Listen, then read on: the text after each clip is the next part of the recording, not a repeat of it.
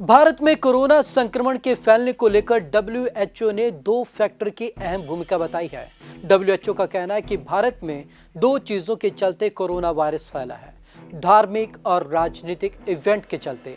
हालांकि डब्ल्यूएचओ ने इसमें किसी विशेष पर टिप्पणी नहीं की है, लेकिन उन्होंने दो चीजों का जिक्र इसमें किया है, धार्मिक और चुनावी इवेंट्स को लेकर। तो चलिए खास रिपोर्ट में आपको दिखाते हैं पूरे मामले पर डब्ल्यूएचओ आखिरकार क्या रहा है।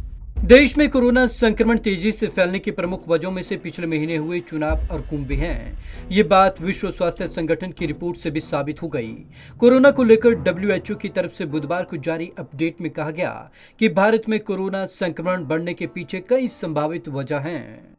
धार्मिक और राजनीतिक इवेंट्स संक्रमण की वजह।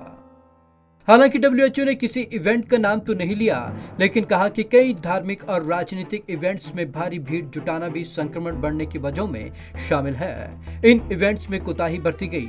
डब्ल्यूएचओ ने यह भी कहा कि संक्रमण बढ़ने में इन फैक्टर्स की कितनी भूमिका रही, इस बारे में स्थिति साफ नहीं है। अक्टूबर में आया था कोरोना का नया वेरिएंट।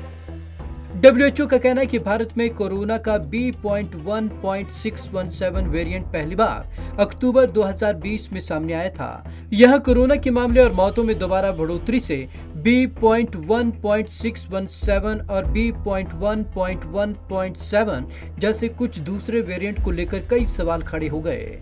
विश्व स्वास्थ्य संगठन के वीकली अपडेट में कहा गया कि भारत के कोरोना पॉजिटिव सैंपल्स में 0.1% को ग्लोबल इनिशिएटिव ऑन शेयरिंग और इन्फ्लुएंजा डाटा GISAID पर सीक्वेंस किया गया था, ताकि कोरोना वेरिएंट का पता लगाया जा सके। इसमें सामने आया कि B.1.1.7 और B.1.612 जैसे कई वेरिएंट की वजह से भारत में कोरोना के मामलों में बढ़ोतरी हुई है।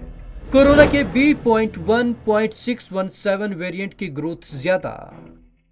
डब्ल्यूएचओ के मुताबिक अप्रैल के आखिर तक भारत में कोरोना के 21% केसों में B.1.617.1 वेरिएंट और 7% में B.1.617.2 पाया गया। ये बात भी सामने आई कि दूसरे वेरिएंट के मुकाबले इन दोनों वेरिएंट की ग्रोथ रेट काफी ज्यादा है।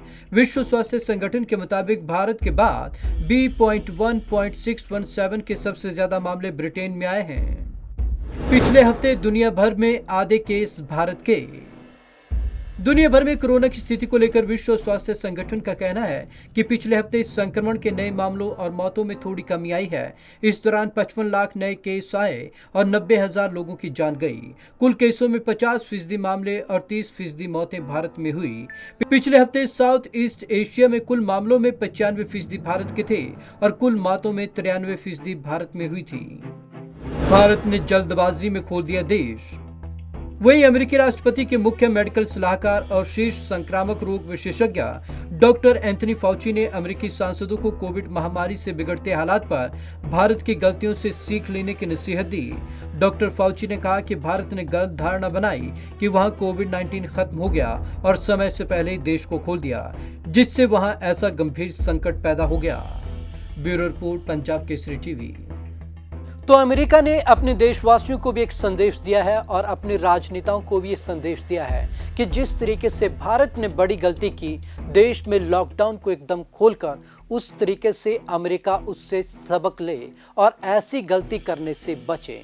जिस तरीके से भारत में संक्रमण फैला है, उससे सबको सीख लेनी चाहिए। तो आज की इस खास रिपोर्ट में बस इतना ही। विवेक शर्मा को दीजिए इजाजत। नमस्कार।